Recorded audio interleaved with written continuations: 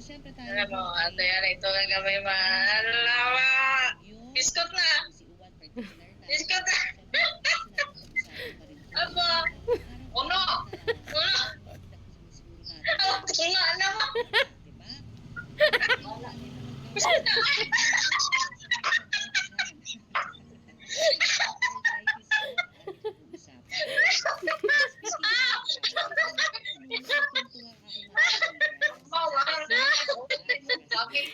Mas natang baso mami kay ngigan na siya hang kigol.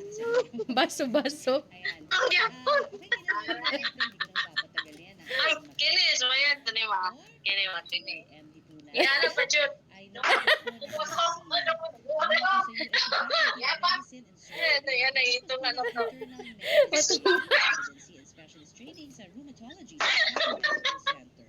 Siya po si Dr. Ronaldo. Mapun na nang ubag-ubag.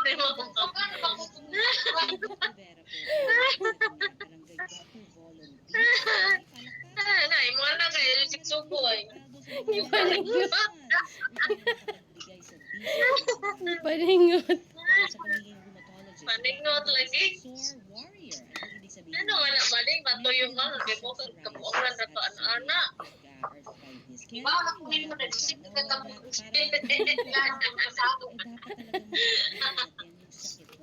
Ngilgig ba kayo? Dali sa ikaw. Puno ka ng mas-mas. Mas-mas. Asa age ni mo to eh. Specialty din po ni Doc Rivera. Mas mo yung pwede. Dagang yes of age. And joint disorder. Kaya i-welcome na natin. Sabi ko to ka hindi ko nag-exercise siya ba? Siya, may magbabike sana ako eh. Hindi ko, di magbike ka siya. Hindi, mag-church na ako. Abi ako church. Mag-church. Exercise din. Yung ka, exercise. Church na ako. Pero ano pa? Hilason kayo. Lasong kitawa na eh. Pero para Ay din sa siya. mga siguro Church na lang daw siya. ipakilala natin. Ano ba itong Akin naman, sini. Well, when you talk about gout, yung gout po isang uri po ito na... Ah, di mo na glass, di mo na... Kapag sinabi po Di mo na mahadlok. First of all, Ah!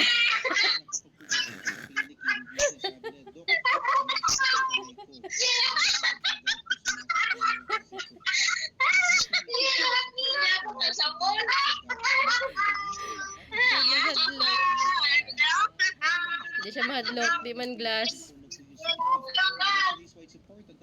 Balik na rin. Hindi na. Balik na tanin mo. Sa rheumatologist. Because when you say gout, Uyuga mami, alamisa.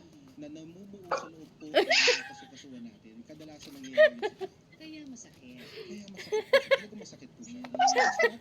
It's not a diagnosis nga like what we said by the uric acid.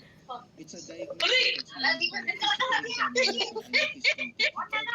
po na makikinig po tayo sa doktor at hindi makikismis o makikipagpapalagay. Hindi, ang sabi nila, ang nalilito daw sila. Bag. Nararamdaman. Ano ba ang totoo dyan? Isip ko na siya. Dok, rheuma ko. Dok, matanda na ako, may rheuma ako.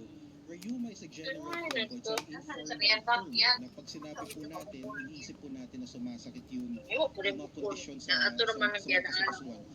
Kailangan po natin maalala na kapag sinabi natin rheuma, Hindi mo malagyan ng kikamo ng mama. pwede sa labi. Isikit sa braso ni mama mami. Pwede po sa buto.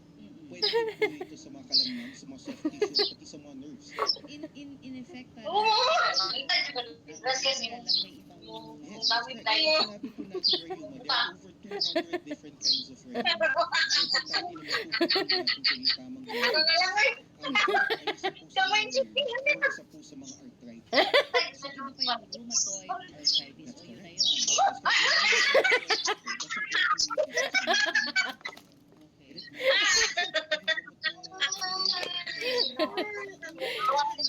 Okay.